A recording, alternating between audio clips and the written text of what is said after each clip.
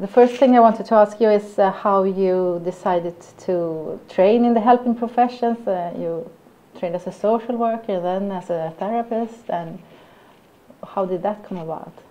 Yeah, we're going back a long way, but yeah, it was the motivation was to go into social work was just that kind of middle class thing of I want to help people. I just had that kind of background where my family believed strongly in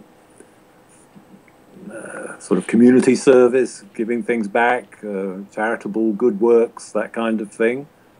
So I grew up in that kind of culture, and although my parents were from quite poor backgrounds themselves, they had worked hard and they'd done very well.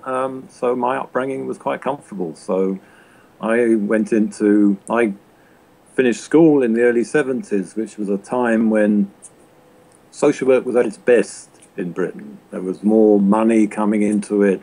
It was a very hopeful time.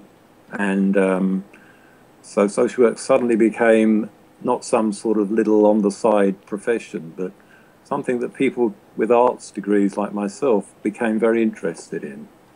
So, so that was either that or teaching, and I didn't think I wanted to stand up in front of classrooms. But no, so what do you do with an English degree? You either go and teach, or you retrain as something else, or you choose something like social work, or you can. So I went for that option rather than becoming the lawyer that my father thought I should be, or something like that.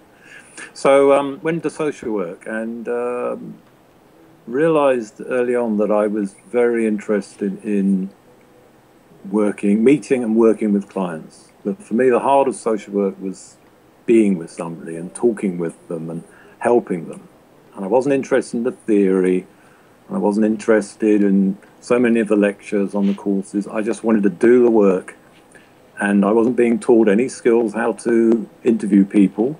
And especially when it came to family work, I had no idea what to do. And so I started doing family therapy training because that seemed to be, again, that was fairly new, developing in the UK in the mid-70s. So in 1980, I think it was, I joined an introductory course at the Institute of Family Therapy, just to learn skills to work with families. So I realized that I really liked working with families.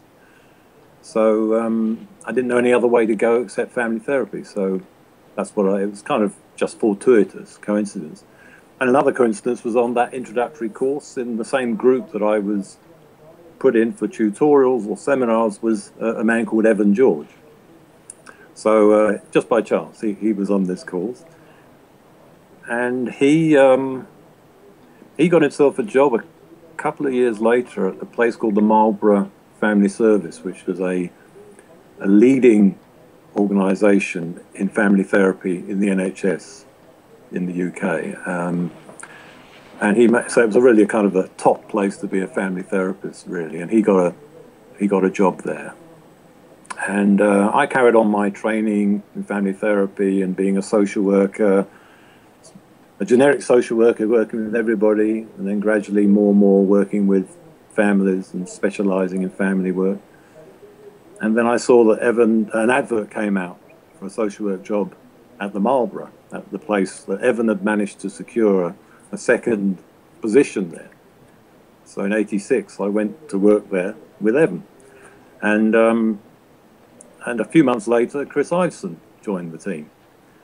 I'd met very briefly some years before. So the three of us became the social work team at the Marlborough, purely by chance, and found we were interested in the same sorts of things. Not just family therapy, but specific modalities within family therapy. Strategic family therapy, brief therapy. We're talking about the mid-80s, 86, a very interesting time in the development of brief therapy. So we were reading about this stuff and we were excited at the same time together. It was wonderful. Yeah.